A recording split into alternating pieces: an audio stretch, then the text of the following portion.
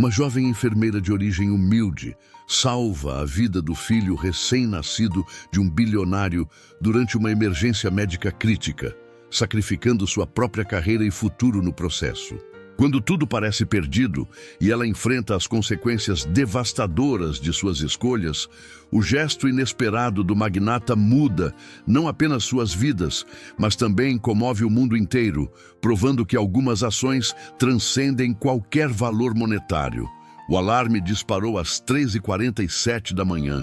Eu sabia que seria uma daquelas noites, quando você trabalha na UTI neonatal do Hospital São Luís, em São Paulo, aprende a sentir quando algo grande está prestes a acontecer.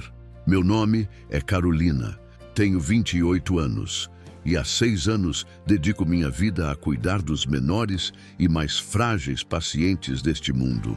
Naquela madrugada de março, enquanto caminhava pelos corredores do hospital com meu jaleco amarfanhado e os cabelos presos em um coque que já havia visto dias melhores, eu não imaginava que minha vida inteira estava prestes a mudar.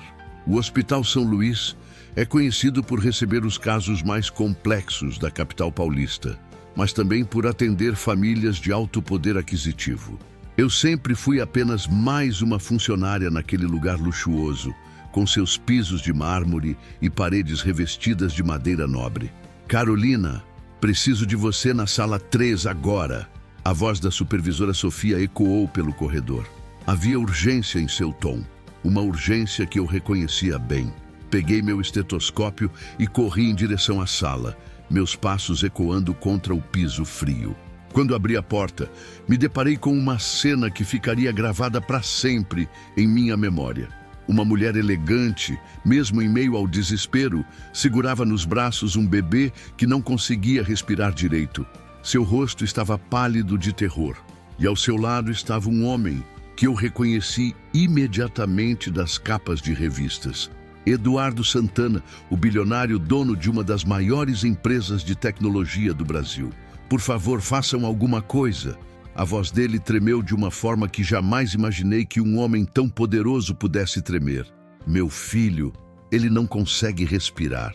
O bebê, que depois soube se chamar Miguel, estava com a pele azulada.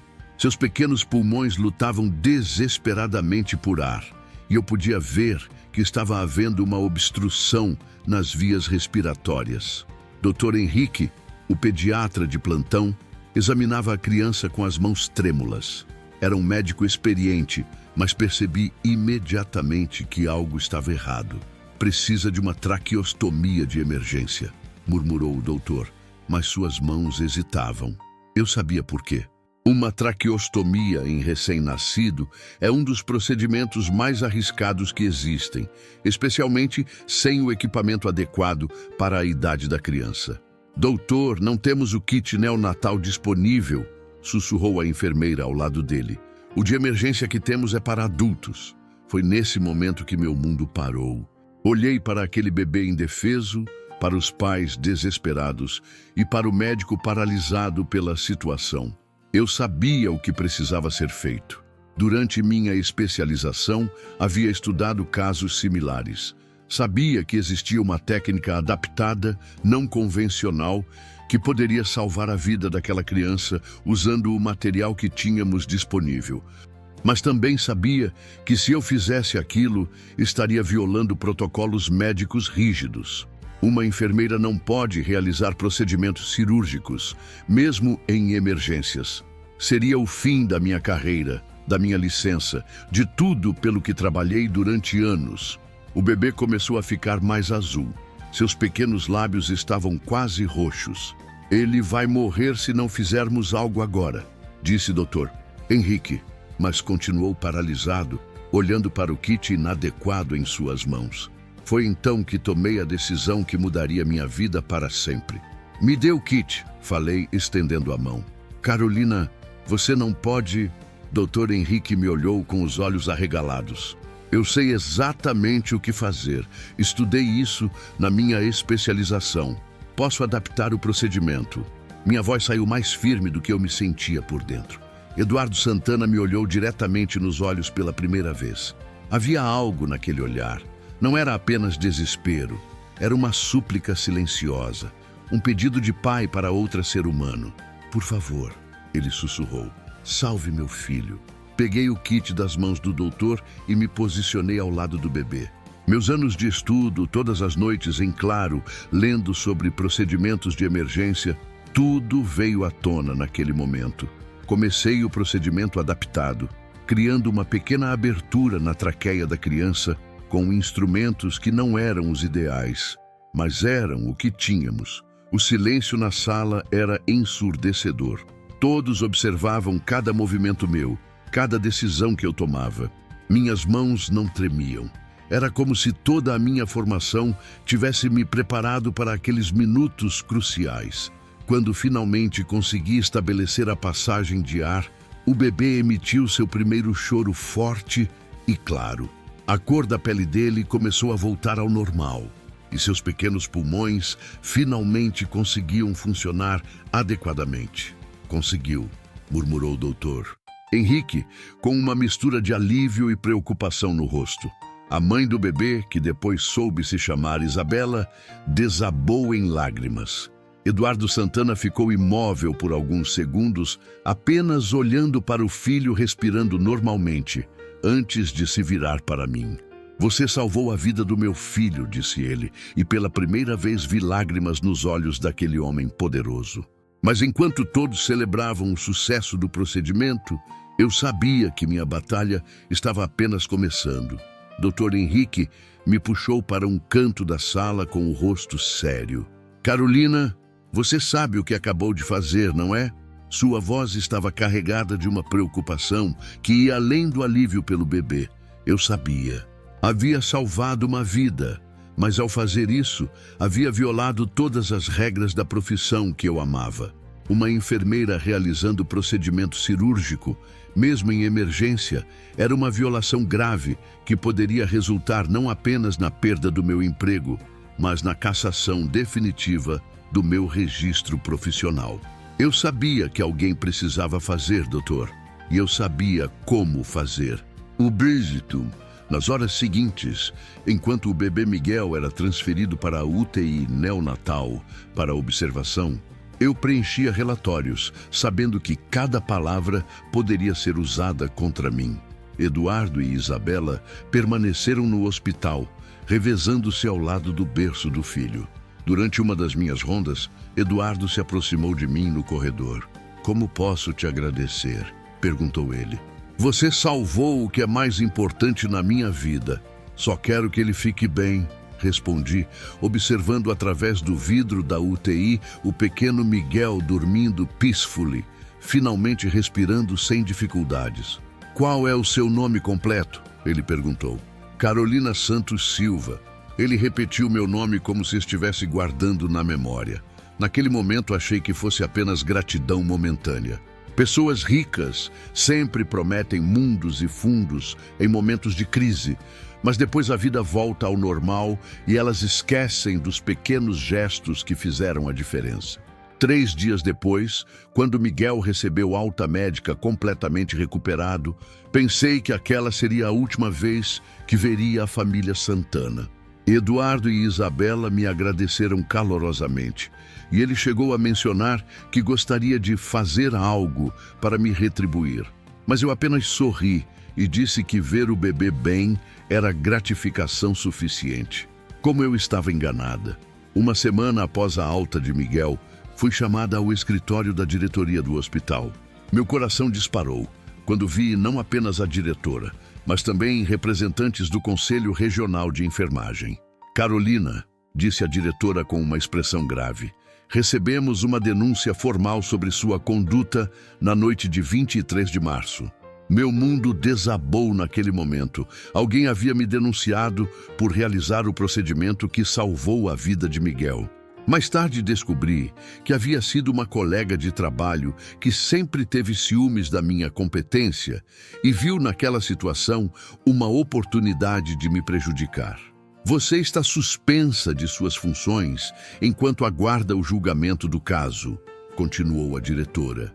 E me vejo obrigada a informar que, dada a gravidade da violação, A possibilidade de cassação do seu registro é muito real.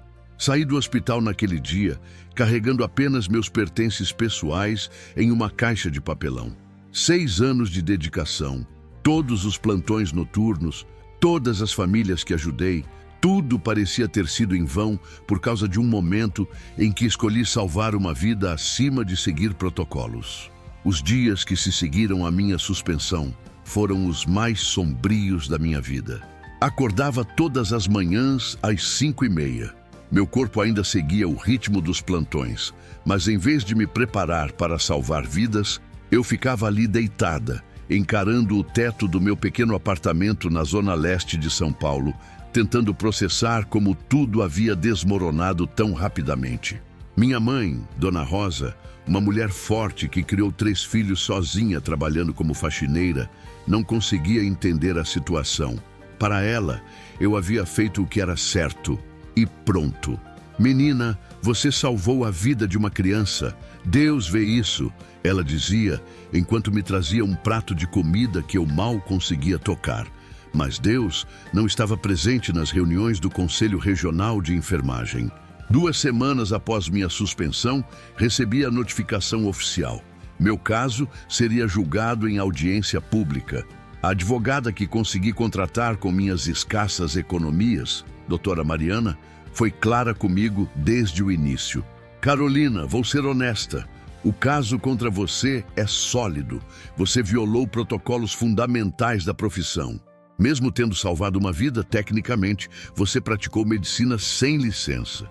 A cassação é uma possibilidade muito real.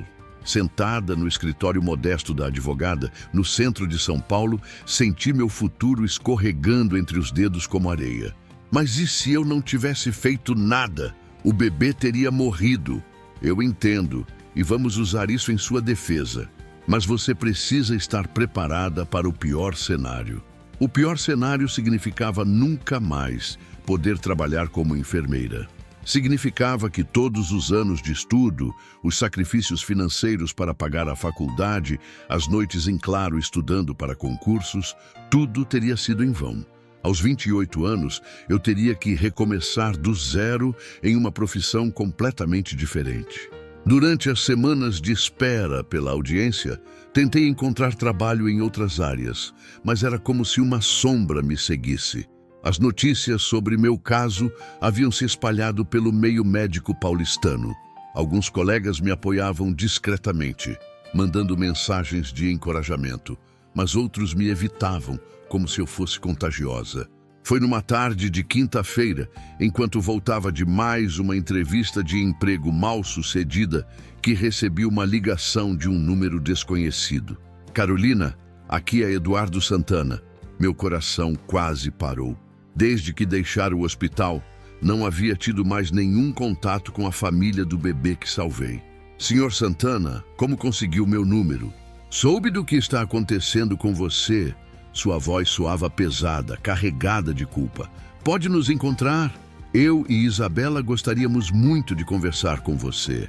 Meia hora depois, eu estava sentada no café de um shopping na Vila Olímpia, me sentindo completamente deslocada naquele ambiente sofisticado. Eduardo chegou sozinho, vestindo um terno que provavelmente custava mais que meu salário de 6 meses, mas seu rosto carregava uma expressão de pesar que eu não esperava ver. Carolina, nós não sabíamos que você estava enfrentando problemas por causa do que fez por Miguel, ele começou, se sentando à minha frente. Quando soubemos, através de um conhecido que trabalha no hospital, ficamos devastados. O senhor não tem culpa de nada, respondi, mexendo nervosamente na xícara de café. Eu tomei minha decisão, uma decisão que salvou a vida do meu filho, ele disse, se inclinando para a frente. Miguel está bem, Carolina, completamente saudável. E isso é graças a você. Por um momento ele ficou em silêncio, como se estivesse organizando os pensamentos. Quero contratar os melhores advogados do país para te defender. Quero pagar todos os custos do seu processo. Senti uma mistura de gratidão e orgulho ferido. Senhor Santana, eu agradeço muito, mas não posso aceitar. Não quero que pensem que estou sendo defendida porque salvei o filho de um homem rico. Mas você não deve pagar sozinha por ter salvado uma vida. Sua voz se elevou, chamando a atenção de outras pessoas no café. Ele se recompôs rapidamente, baixando o tom. Perdão, é que não consigo aceitar que você esteja sendo punida por algo tão humano. Às vezes fazer o certo tem um preço, disse eu, surpreendendo-me com minha própria resignação. Eduardo me olhou por um longo momento e percebi que havia algo mais que ele queria dizer, mas não conseguia encontrar as palavras. Minha oferta continua de pé, ele disse finalmente. Se mudar de ideia, me procure. Quando nos despedimos naquela tarde, eu tinha certeza de que havia tomado a decisão correta ao recusar sua ajuda. Queria enfrentar as consequências dos meus atos com dignidade, sem depender da influência ou do dinheiro de ninguém. A audiência foi marcada para uma terça-feira de manhã, no início de maio. Acordei às 5 da manhã, como sempre, mas dessa vez minha barriga estava embrulhada de nervosismo. Vesti meu melhor conjunto, um blazer azul marinho que havia comprado para entrevistas de emprego, e tentei me preparar mentalmente para o que estava por vir. A sala de audiências ficava no centro de São Paulo, em um prédio antigo e imponente que abrigava o Conselho Regional de Enfermagem. Quando cheguei, acompanhada da doutora Mariana, havia várias pessoas esperando, incluindo colegas de profissão que vieram me apoiar. Mas o que me surpreendeu foi ver Eduardo Santana sentado em uma das cadeiras do fundo, vestindo um terno sóbrio e segurando um envelope em suas mãos. O que ele está fazendo aqui? Perguntei para minha advogada. Não faço ideia. Você o convidou? Balancei a cabeça negativamente, confusa com sua presença. A audiência começou pontualmente às 9 horas. O relator do caso leu a acusação. Exercício ilegal da medicina e violação grave dos protocolos de enfermagem. As palavras ecoaram pela sala como uma sentença. O advogado de acusação apresentou seu caso de forma meticulosa. Mostrou os protocolos que eu havia violado, citou precedentes de casos similares onde houve cassação e argumentou que, independente do resultado positivo, uma enfermeira não pode realizar procedimentos cirúrgicos sob hipótese alguma.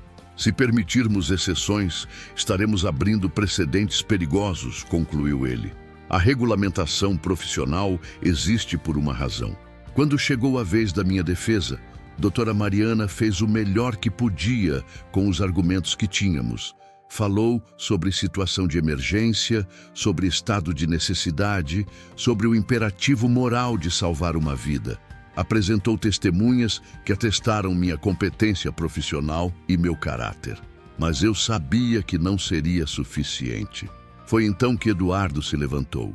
Com a permissão do conselho, gostaria de falar como pai da criança que foi salva. O presidente da comissão julgadora hesitou por um momento. Então assentiu. Eduardo caminhou até a frente da sala e, pela primeira vez, notei que suas mãos tremiam ligeiramente. Meu nome é Eduardo Santana e meu filho Miguel está vivo hoje graças a Carolina Santos Silva. Sua voz ecoou clara pela sala. Na noite de 23 de março, meu filho recém-nascido estava morrendo. O médico de plantão estava paralisado, sem saber como proceder com o equipamento disponível. Se Carolina não tivesse agido, Miguel teria morrido. Ele fez uma pausa e percebi que estava lutando para controlar as emoções.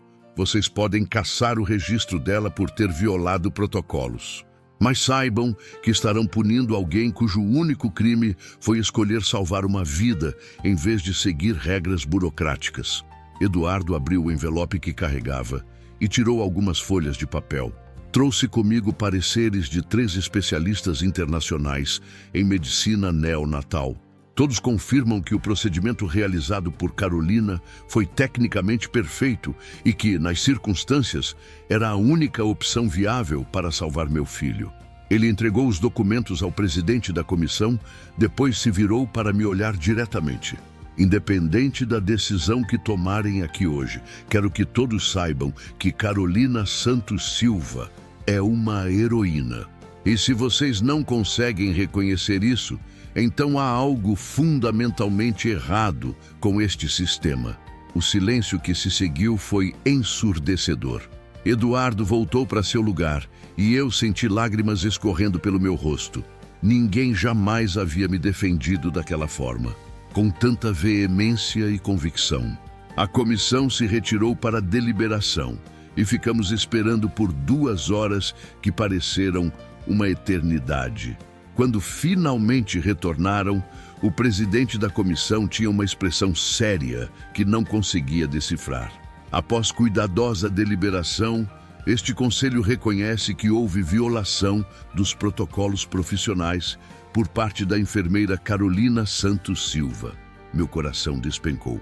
No entanto, ele continuou, reconhecemos também que houve estado de necessidade e que o resultado foi a preservação de uma vida humana. Portanto, a penalidade aplicada será a suspensão de 6 meses e curso obrigatório de atualização profissional. Não consegui processar imediatamente o que havia acontecido. Suspensão de 6 meses em vez de cassação. Eu poderia voltar a trabalhar. Minha carreira não havia terminado.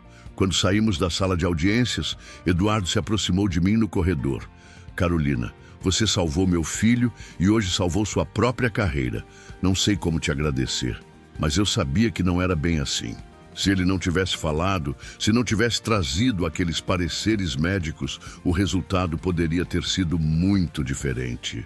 Se eu soubesse naquele momento o que Eduardo Santana estava planejando fazer nas semanas seguintes, talvez não tivesse saído dali me sentindo tão esperançosa. Porque a verdadeira transformação da minha vida estava apenas começando, e ela viria de uma forma que eu jamais poderia ter imaginado. Os 6 meses de suspensão que se seguiram à audiência foram uma montanha russa de emoções. Por um lado, sentia um alívio imenso por não ter perdido definitivamente meu registro profissional.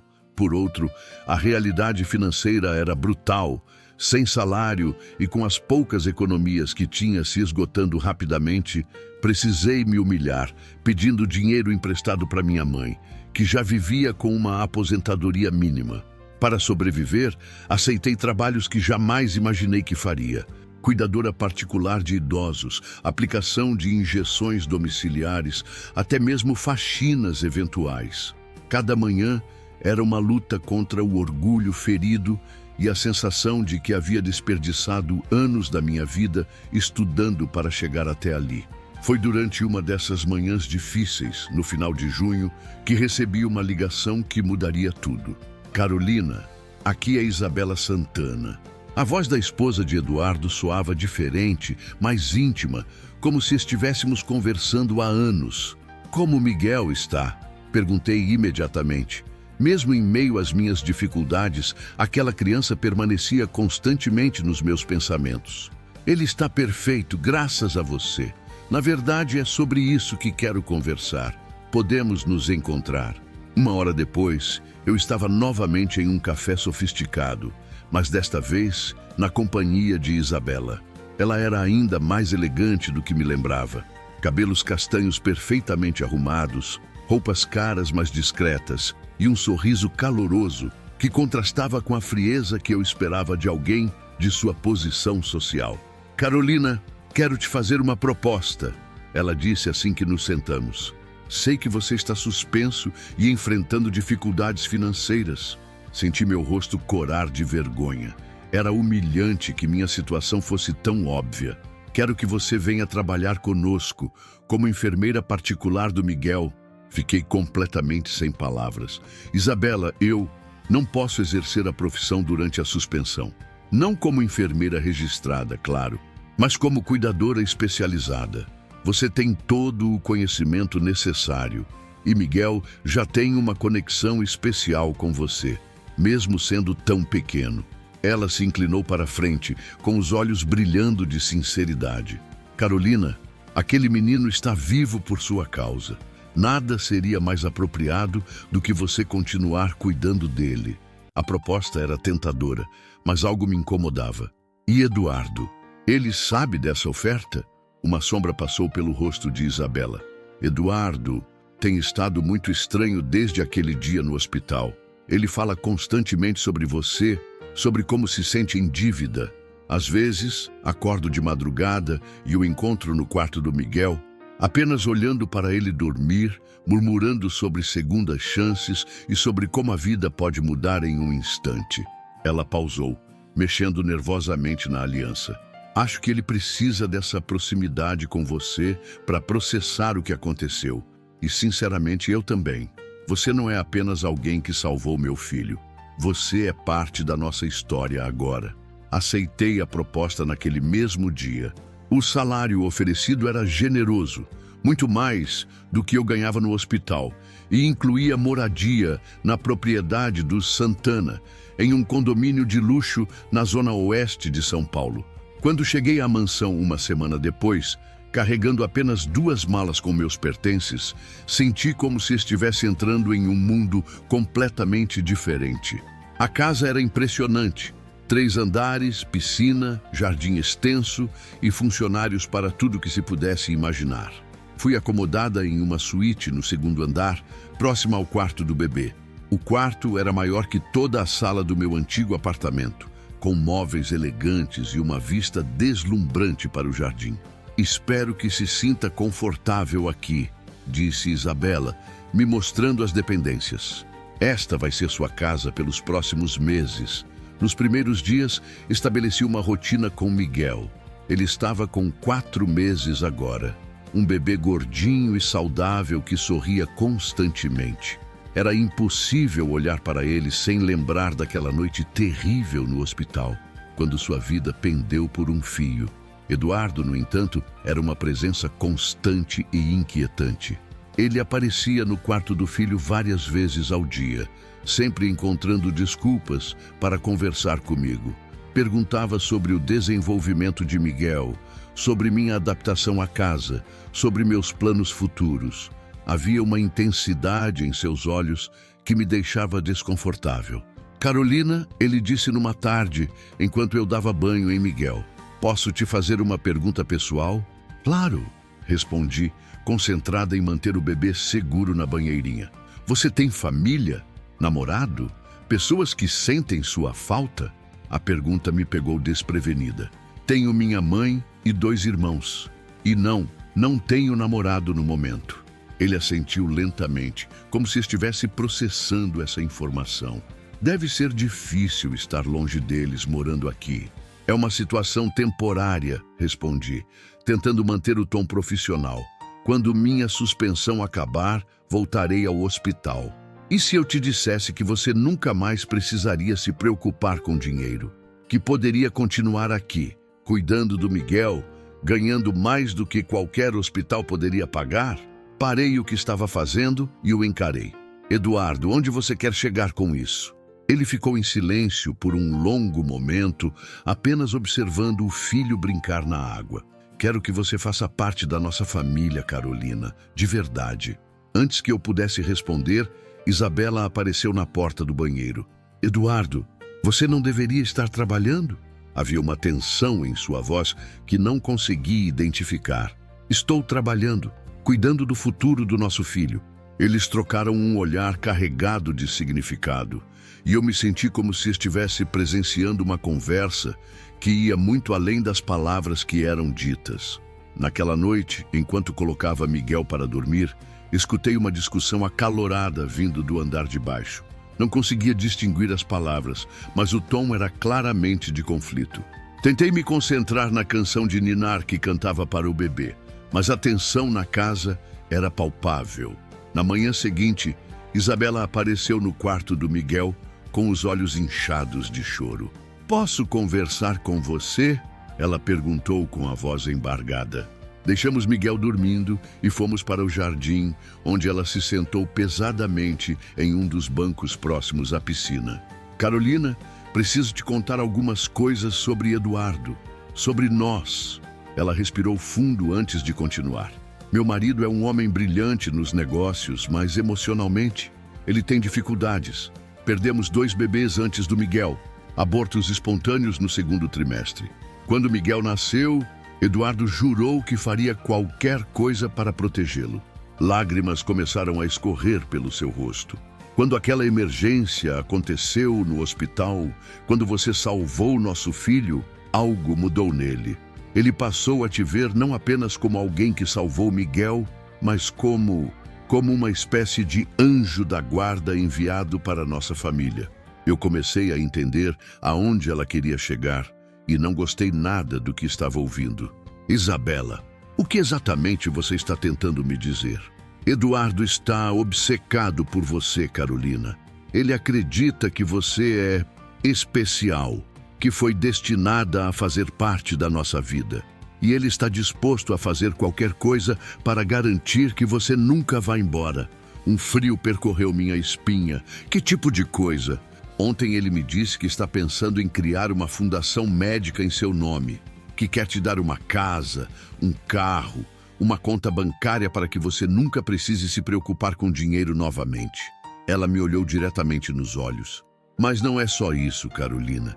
Ele acha que vocês têm uma conexão especial, uma conexão que vai além de gratidão. Senti meu mundo começar a girar. Isabela, eu juro que nunca...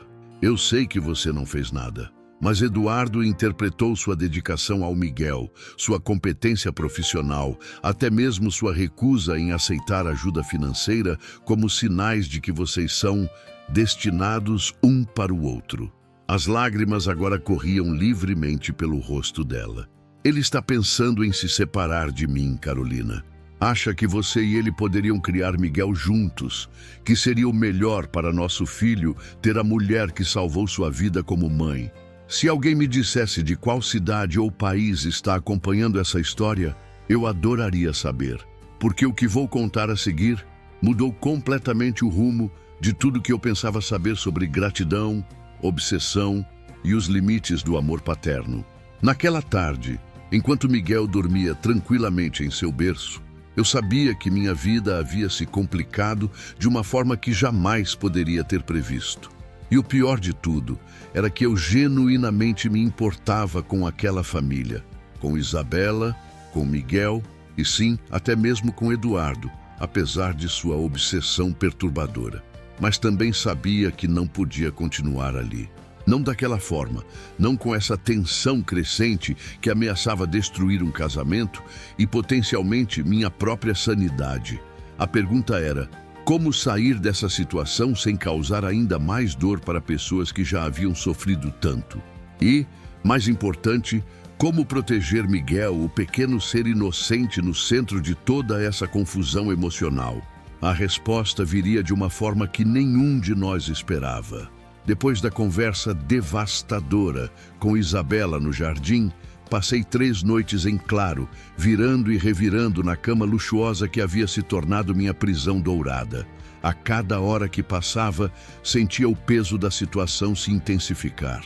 Estava presa entre a gratidão por ter salvado uma vida, a necessidade financeira que me fazia depender daquele emprego, e agora a descoberta perturbadora de que havia me tornado o objeto de uma obsessão que ameaçava destruir uma família. Na 4ª manhã, enquanto preparava a mamadeira de Miguel, Eduardo entrou na cozinha, vestindo um roupão caro e com o cabelo desalinhado. Havia algo diferente em seus olhos, uma determinação que me assustou. Precisamos conversar, ele disse, com uma voz que não admitia recusa. Eduardo, acho que deveríamos manter nossa relação estritamente profissional, respondi, tentando manter a firmeza na voz. Profissional? Ele riu amargamente. Carolina, não há nada profissional no que aconteceu entre nós. Você salvou meu filho. Você mudou minha vida. Isso vai muito além de qualquer relacionamento profissional. Ele se aproximou e instintivamente dei um passo para trás. Sei que Isabela conversou com você. Sei que ela está tentando te convencer de que sou algum tipo de louco obsessivo. Mas ela não entende, Carolina. Ela não viveu aquele momento no hospital como eu vivi. Seus olhos se encheram de lágrimas. Naquela noite, quando pensei que perderia Miguel, meu mundo desabou completamente. E então você apareceu como um anjo e trouxe meu filho de volta à vida. Como posso não interpretar isso como destino? Eduardo, eu sou enfermeira. Era meu trabalho salvar seu filho. Não! Sua voz se elevou subitamente. Não era seu trabalho. Você violou protocolos, arriscou sua carreira, Sacrificou seu futuro para salvar uma criança que nem conhecia. Isso não é trabalho, Carolina. Isso é amor.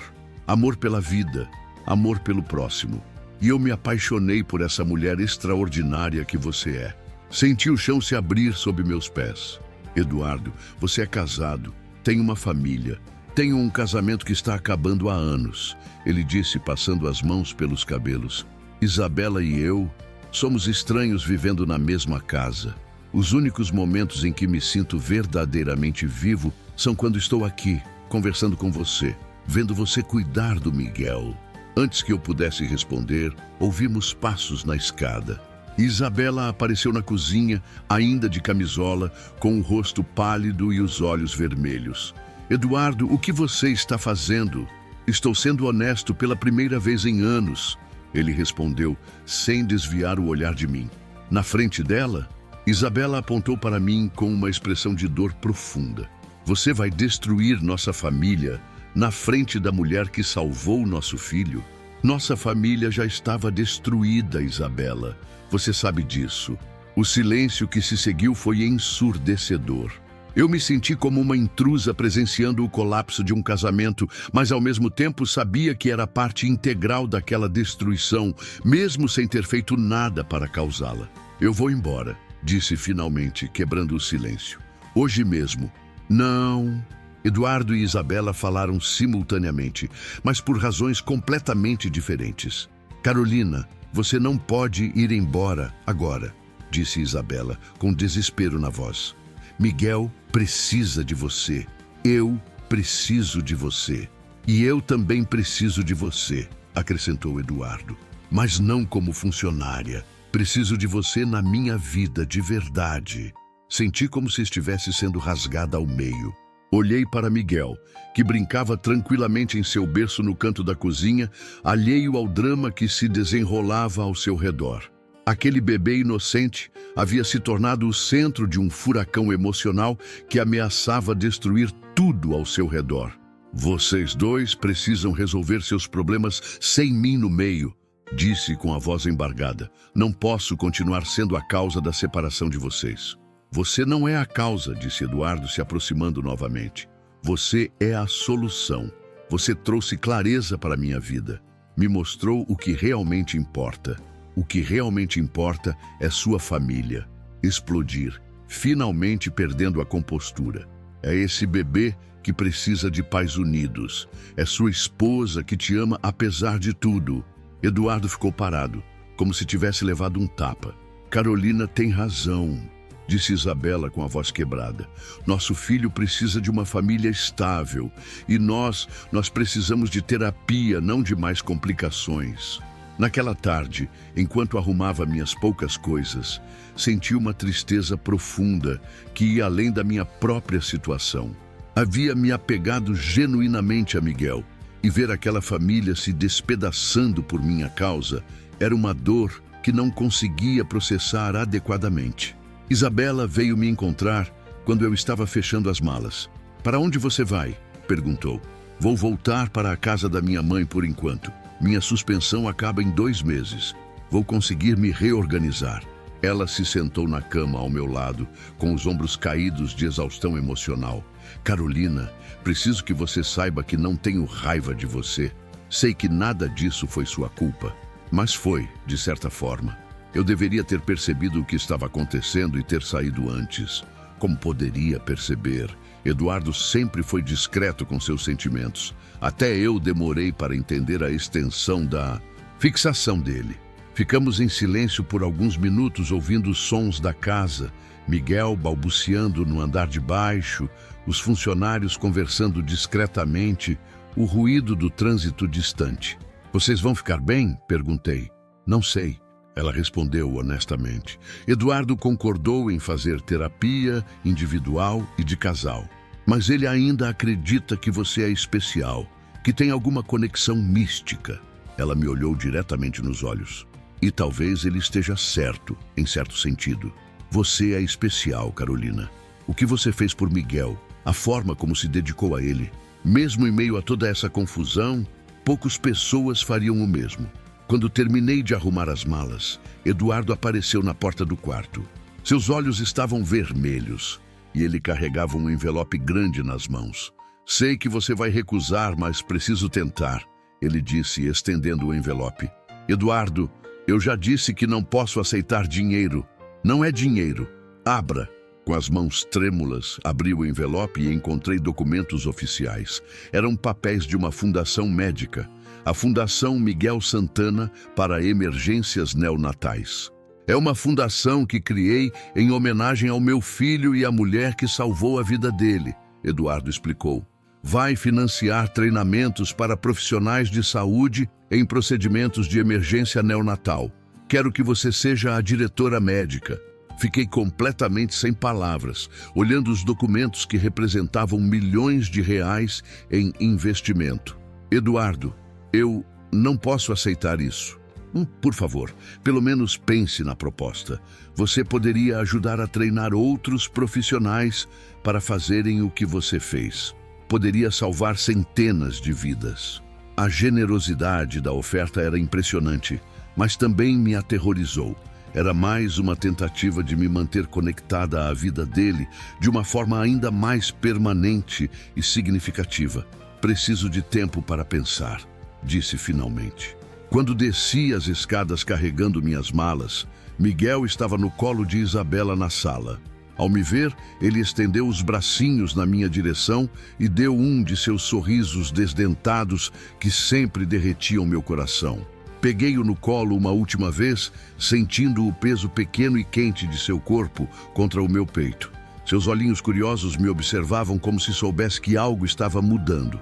Cuide-se, pequeno Miguel, sussurrei no seu ouvido. Seja sempre feliz e saudável. Se você está acompanhando essa história e já viveu momentos difíceis de despedida como este, me conte de qual cidade você está me ouvindo. Porque, às vezes, saber que não estamos sozinhos nos nossos momentos mais dolorosos faz toda a diferença. Eduardo me acompanhou até o táxi, carregando minhas malas em silêncio. Quando chegou a hora de me despedir, ele segurou minha mão por um momento. Carolina, independente de tudo que aconteceu, quero que saiba que você mudou nossas vidas para sempre.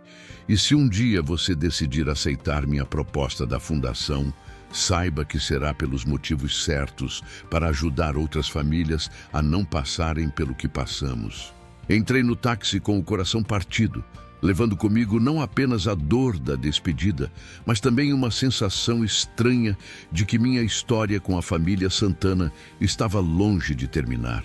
Os documentos da fundação estavam na minha bolsa, representando uma oportunidade que poderia transformar não apenas minha vida, mas, potencialmente, a vida de muitas outras pessoas. Enquanto o táxi se afastava da mansão, olhei pela janela traseira e vi Eduardo ainda parado na entrada, observando minha partida com uma expressão que misturava tristeza e esperança.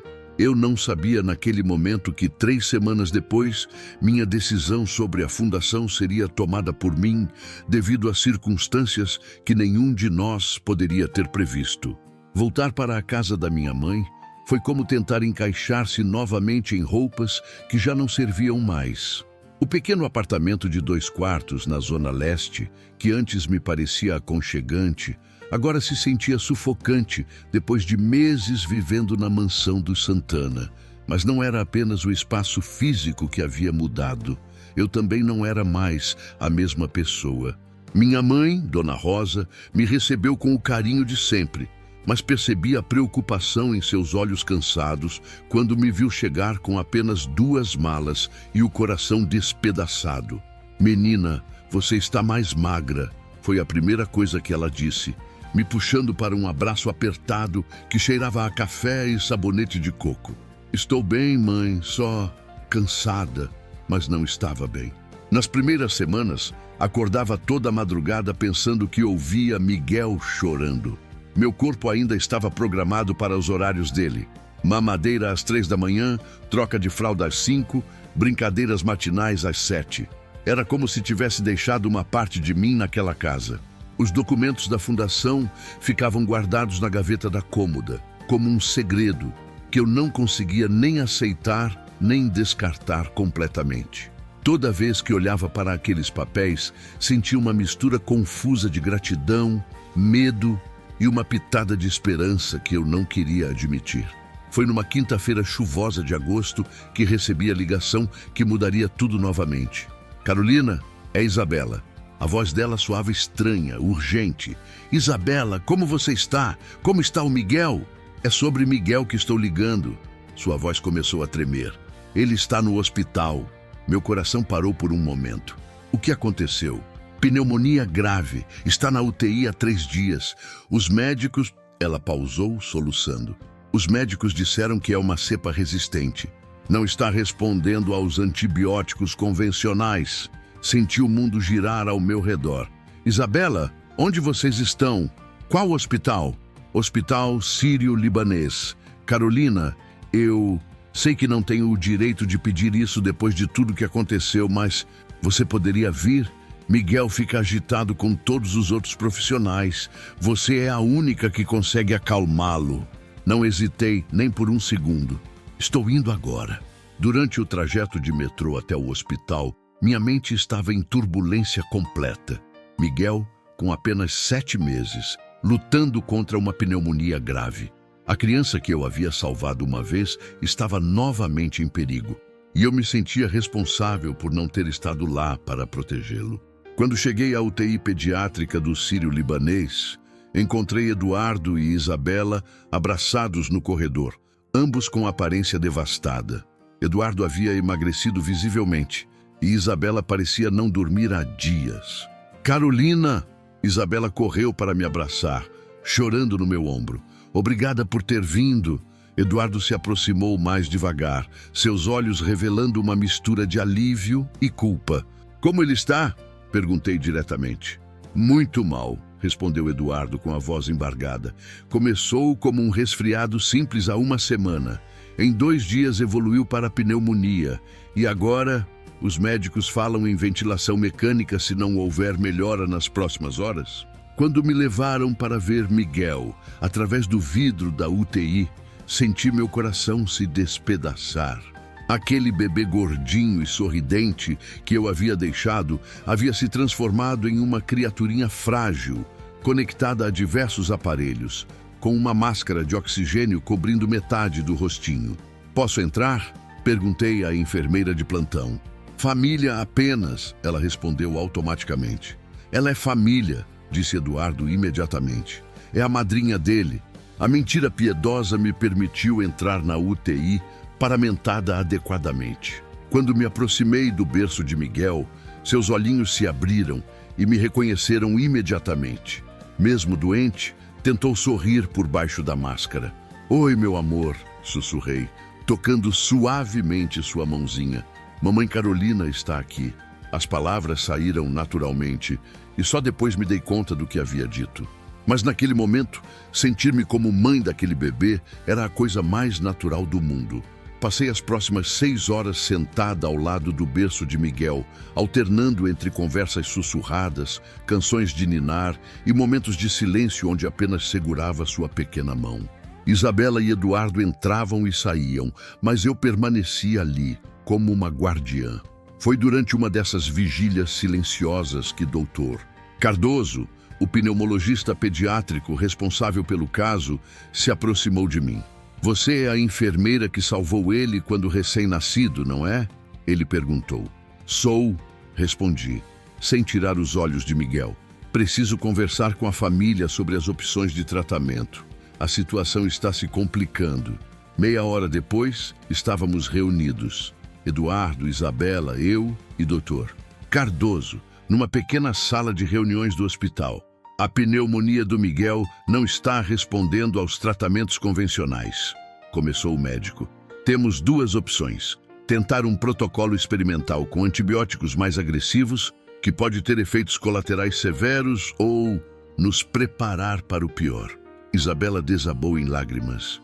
Eduardo ficou pálido como papel. Qual a taxa de sucesso do protocolo experimental? Perguntei. Honestamente, cerca de 60%. E mesmo que funcione, pode haver sequelas permanentes, problemas renais, auditivos, neurológicos. E se não fizermos nada? Perguntou Eduardo, com a voz quase inaudível. O médico baixou os olhos. 24, talvez 48 horas. O silêncio na sala era ensurdecedor. Olhei para Eduardo e Isabela, dois pais desesperados, enfrentando a possibilidade de perder o filho que eu havia salvado meses antes. A ironia cruel da situação não passou despercebida. Tem alguma coisa que eu possa fazer? Perguntei ao médico. Algum cuidado especial, técnica de enfermagem, qualquer coisa? Dr. Cardoso me olhou com curiosidade. Na verdade, há algo. O protocolo experimental funciona melhor quando o paciente está calmo e com os níveis de estresse reduzidos. Miguel claramente responde bem à sua presença.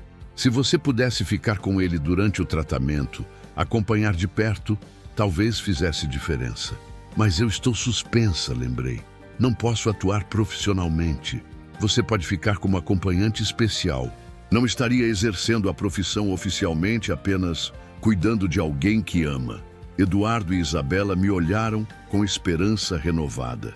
Carolina, disse Eduardo, com lágrimas nos olhos. Eu sei que não tenho o direito de pedir isso depois de tudo que aconteceu, mas não precisa pedir, interrompi. Claro que vou ficar. As próximas 72 horas foram as mais intensas da minha vida. Permaneci praticamente sem dormir ao lado do berço de Miguel, monitorando cada respiração, cada batimento cardíaco, cada pequena reação ao tratamento experimental. O protocolo de antibióticos era agressivo e brutal. Miguel teve febre alta, vômitos, convulsões leves. Houve momentos em que achei que o perderia, mas todas as vezes que ele parecia estar desistindo, eu segurava sua mão e falava com ele. Você é forte, Miguel. Você já passou por isso antes. Lembra quando você nasceu? Você lutou então e vai lutar agora. Eu estou aqui, seu papai está aqui, sua mamãe está aqui. Você não está sozinho. Eduardo e Isabela se revezavam para descansar, mas eu não saí do lado do berço nem por um minuto. As enfermeiras do hospital começaram a me tratar como parte da equipe médica, pedindo minhas opiniões sobre sinais vitais e reações do bebê. No terceiro dia do tratamento, algo mudou. A febre de Miguel baixou pela primeira vez em 72 horas. Sua respiração ficou menos ofegante. Os exames de sangue começaram a mostrar melhora. Ele está respondendo, disse Dr. Cardoso, com um sorriso cansado, mas genuíno. O protocolo está funcionando. Quando finalmente conseguimos tirar a máscara de oxigênio de Miguel e ele me olhou com aqueles olhinhos brilhantes e alertas, desabei em lágrimas de alívio. Mais uma vez, aquele pequeno ser havia lutado pela vida e vencido. Obrigado, sussurrou Eduardo, colocando a mão no meu ombro. Mais uma vez, obrigado por salvar meu filho. Mas desta vez, eu sabia que não havia sido apenas eu. Havia sido uma equipe médica dedicada, pais que nunca desistiram e um bebê corajoso que se recusou a se render. Durante a recuperação de Miguel, enquanto ele ganhava peso e forças novamente, Eduardo e eu tivemos nossa primeira conversa honesta desde minha saída da casa dele. Carolina, preciso te pedir perdão, ele disse numa tarde, enquanto Miguel dormia tranquilamente em meu colo.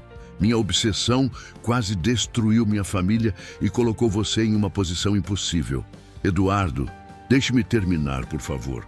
Durante essas semanas em que você não estava conosco, fiz terapia individual e de casal com Isabela.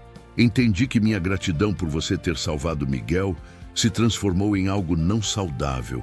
Ele pausou, olhando para o filho. Mas também entendi que minha gratidão era genuína. E minha proposta da fundação não foi feita por obsessão romântica. Foi feita porque acredito genuinamente que você pode fazer a diferença na vida de muitas famílias. Olhei para ele, vendo pela primeira vez, desde que nos conhecemos, um homem em paz consigo mesmo. A fundação continua de pé? Perguntei. Continua. E a oferta para você ser diretora médica também. Mas agora pelos motivos certos, porque você é uma profissional excepcional que merece a chance de salvar mais vidas. Naquela noite, enquanto Miguel dormia seguro em seus braços e seus pais finalmente pareciam ter encontrado um equilíbrio, tomei minha decisão sobre o futuro. Se você está me acompanhando nessa jornada e também já teve que tomar decisões difíceis que mudariam sua vida para sempre, me diga de qual parte do mundo você está ouvindo essa história. Porque a escolha que fiz naquele hospital ia não apenas definir meu destino, mas criar um legado que tocaria a vida de milhares de famílias. 6 meses depois da recuperação milagrosa de Miguel, eu estava parada diante do espelho do meu novo escritório, ajustando o blazer azul marinho que havia se tornado minha marca registrada. Era uma manhã de fevereiro e do 20º andar do edifício comercial na Faria Lima, podia ver São Paulo acordando sob o sol dourado que prometia mais um dia quente de verão. A Fundação Miguel Santana para Emergências Neonatais havia se tornado realidade de uma forma que superava todos os meus sonhos mais ambiciosos. Em apenas 6 meses de funcionamento, já havíamos treinado mais de 200 profissionais de saúde em técnicas de emergência neonatal, equipado 12 hospitais públicos com kits de procedimentos adequados e salvado, documentadamente, 43 vidas de bebês que, em outras circunstâncias, não teriam sobrevivido. Mas o que me enchia de mais orgulho não eram os números impressionantes ou as matérias de jornal que destacavam nosso trabalho. Era saber que a cada dia, em algum lugar do Brasil, um profissional de saúde estava aplicando as técnicas que ensinávamos, salvando uma vida que poderia ter sido perdida. Naquela manhã específica, tínhamos uma cerimônia especial. Era o primeiro aniversário de Miguel, que agora era um bebê saudável, esperto e cheio de energia, e também o lançamento oficial do nosso Programa Nacional de Capacitação. Eduardo e Isabela chegaram cedo, carregando Miguel, que agora caminhava com passos vacilantes, mas determinados. Quando ele me viu, correu em minha direção com um sorriso banguela que ainda derretia meu coração. "Tia Carol", ele gritou, usando a versão abreviada do meu nome que havia aprendido recentemente. Peguei-o no colo, sentindo aquele peso familiar e reconfortante. "Oi, meu príncipe, como você está grandão!" Eduardo e Isabela estavam diferentes. A terapia de casal havia funcionado e eles irradiavam uma harmonia que não existia antes. Isabela estava grávida de 4 meses, uma menina que eles já haviam decidido chamar de Carolina em minha homenagem. "Pronta para o grande dia?" perguntou Eduardo, observando a movimentação da equipe da fundação, preparando o auditório para a cerimônia. "Nervosa", admiti. "Vai ter imprensa, representantes do Ministério da Saúde, secretários estaduais. É muita responsabilidade." "Você salvou meu filho 2 vezes, Carolina. Acho que consegue lidar com alguns jornalistas", disse Isabela, sorrindo. A cerimônia começou às 10 da manhã. O auditório estava lotado. Médicos, enfermeiros, representantes governamentais, famílias que haviam sido beneficiadas pelo nosso trabalho e até mesmo alguns repórteres internacionais que haviam se interessado pela nossa história. Quando chegou minha vez de falar, senti o nervosismo familiar apertar meu estômago. Mas quando olhei para a plateia e vi Miguel no colo de sua mãe, brincando alegremente, lembrei do porquê estávamos todos ali. Há exatamente 1 ano, comecei. Tomei uma decisão que mudou minha vida para sempre. Violei protocolos médicos para salvar a vida de um bebê recém-nascido. Naquele momento, não pensei nas consequências para minha carreira ou minha reputação. Pensei apenas em fazer o que era certo. Fiz uma pausa, encontrando os olhos de Eduardo na plateia. Hoje, 1 ano depois, posso dizer com certeza que foi a melhor decisão que já tomei. Não apenas porque salvei uma vida, mas porque essa decisão me trouxe até aqui. Me deu a oportunidade de transformar um momento de desespero em uma força para o bem. Passei os próximos 20 minutos contando nossa história, desde aquela noite terrível no hospital até a fundação da organização que agora treinava profissionais em todo o país. Falei sobre Miguel, sobre sua família, sobre as 43 vidas que já havíamos ajudado a salvar. Quando terminei, a plateia se levantou em uma ovação que durou vários minutos. Mas o momento que realmente me emocionou foi quando Eduardo subiu ao palco. 1 ano atrás, ele começou com a voz embargada de emoção. Quase perdi o que era mais importante na minha vida.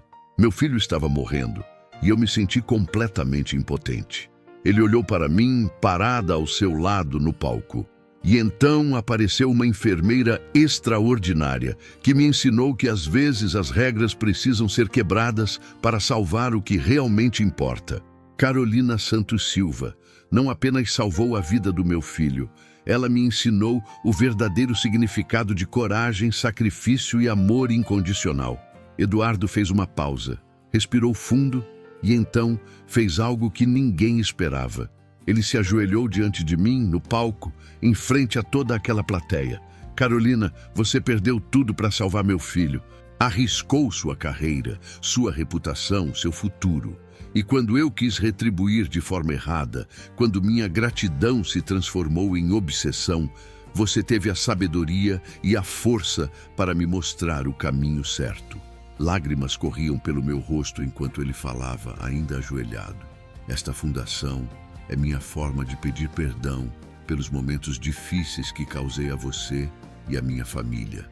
Mas mais do que isso, é minha forma de garantir que seu exemplo de coragem e dedicação possa se multiplicar, salvando outras famílias do desespero que vivemos. Ele tirou um envelope do paletó. Por isso, quero anunciar publicamente que estou doando 50 milhões de reais adicionais à Fundação Miguel Santana, para que possamos expandir nosso trabalho para toda a América Latina. O auditório explodiu em aplausos. Eduardo se levantou e me abraçou, sussurrando no meu ouvido. Obrigado por nos ensinar que o amor verdadeiro às vezes significa deixar ir. Depois da cerimônia, durante o coquetel, fui abordada por uma mulher jovem, carregando um bebê de alguns meses. Você é a Carolina? Ela perguntou com os olhos brilhando. Sou. Meu nome é Fernanda. Meu filho Gabriel nasceu com o mesmo problema que o Miguel. Mas desta vez, a enfermeira do hospital municipal sabia exatamente o que fazer. Ela havia feito o treinamento da sua fundação na semana anterior. Ela me estendeu o bebê, um menino gordinho e saudável. Ele está vivo por sua causa. Não apenas pelo que a senhora fez por Miguel, mas pelo conhecimento que compartilhou com outros profissionais. Segurei Gabriel nos braços, sentindo mais uma vez aquela sensação indescritível de propósito cumprido. Quantas outras Fernandas existiam por aí? Quantos outros Gabriéis haviam sido salvos por profissionais que aplicaram as técnicas que nossa fundação ensinou? Ao final do dia, quando todos haviam ido embora, fiquei sozinha no escritório com Eduardo, Isabela e Miguel. A criança havia adormecido no sofá, exausta de tanto estímulo e carinho. 1 ano atrás, achei que minha vida havia acabado, disse, observando Miguel dormir tranquilamente. Hoje sinto que ela realmente começou. E nós? Perguntou Isabela. Como uma família sente que conseguimos superar tudo? Olhei para eles. Eduardo com a mão protetora no ombro da esposa, Isabela com a barriga já começando a aparecer, Miguel dormindo com a serenidade de uma criança amada e protegida. Vocês são mais que uma família, respondi. Vocês são uma prova de que é possível transformar os momentos mais sombrios da vida em luz para outras pessoas. Eduardo sorriu. E pela primeira vez desde que o conheci, seu sorriso era completamente livre de culpa ou obsessão. Sabe o que é mais incrível nisso tudo? Ele disse. É que você realmente salvou meu filho. Não uma vez, mas 2. E agora, através desta fundação, está salvando dezenas de outros filhos. Centenas, corrigiu Isabela. E vai ser milhares, se Deus quiser. Quando eles foram embora naquela noite, Miguel ainda dormindo no colo do pai, fiquei mais alguns minutos no escritório, observando a cidade lá embaixo. São Paulo pulsava com sua energia eterna, milhões de pessoas vivendo suas vidas, enfrentando seus desafios, buscando seus sonhos. Quantas histórias como a nossa estavam acontecendo naquele exato momento? Quantas pessoas estavam enfrentando decisões difíceis, escolhendo entre seguir regras ou salvar vidas? Quantas famílias estavam desesperadas em salas de emergência, esperando por um milagre? Peguei o celular e liguei para minha mãe. Mãe, sou eu. Oi, filha. Como foi a cerimônia? Foi linda, mãe. Emocionante. Acho que você ficaria orgulhosa. Eu sempre estive orgulhosa, Carolina. Desde o dia que você decidiu salvar aquele bebê, mesmo sabendo que poderia perder tudo, senti lágrimas de gratidão nos olhos. Mãe, você quer se mudar para um apartamento maior? Agora posso dar uma vida melhor para a senhora. Filha, eu não preciso de apartamento maior. Preciso é que você continue salvando vidas e fazendo a diferença no mundo. Isso é o que me deixa verdadeiramente rica. Desliguei o telefone com o coração transbordando de amor e propósito. Lá fora, São Paulo continuava sua dança noturna, mas aqui dentro eu sabia exatamente qual era meu lugar no mundo. Um ano atrás, uma decisão de segundos havia mudado tudo. Hoje essa mesma decisão continuava se multiplicando, salvando vidas, unindo famílias, provando que às vezes perder tudo é o primeiro passo para ganhar muito mais do que jamais sonhamos possível. Se você chegou até aqui comigo nessa jornada, compartilhe de qual cidade do mundo você está me acompanhando. Porque histórias como essa só têm sentido quando tocam outros corações, quando inspiram outras pessoas a também escolherem fazer o que é certo, mesmo quando o preço parece alto demais. Afinal, como aprendi naquele hospital há exatamente um ano, algumas decisões valem mais que qualquer protocolo. E o amor, seja por um bebê desconhecido, por uma família em crise ou pela própria vocação, sempre vale a pena.